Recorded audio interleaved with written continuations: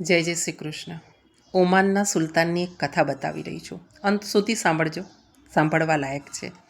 બન્યું છે એવું કે શંકરદયાલ શર્મા એકવાર ઓમાન ગયા અને ઓમાનના જે સુલતાન હતા એમણે પોતાના બધા જ પ્રોટોકોલ તોડી દીધા.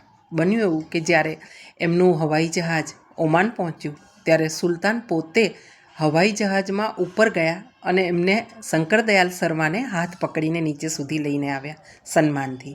ત્યાર પછી સુલતાને પોતે ગાડી ચલાવીને શંકરદયાલ શર્માને પોતાના દેશમાં મહેમાનગતિ માટે લઈ ગયા.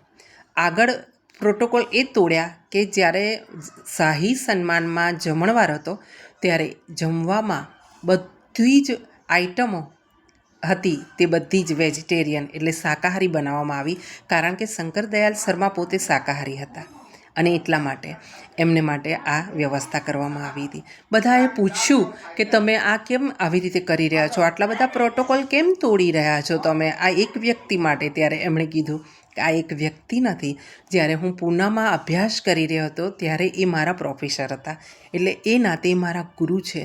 મારા ગુરુ માટે કંઈ પણ કરવા હું તૈયાર છું, કંઈ પણ કરું તે ઓછું છે.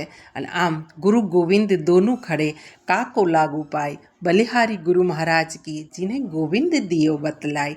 આ રીતે એમણે સન્માન કર્યું હતું. આપણે પણ એમાંથી કંઈક સમજીશું. ગોવિંદ સદા સહાય તે. જય જય શ્રી કૃષ્ણ.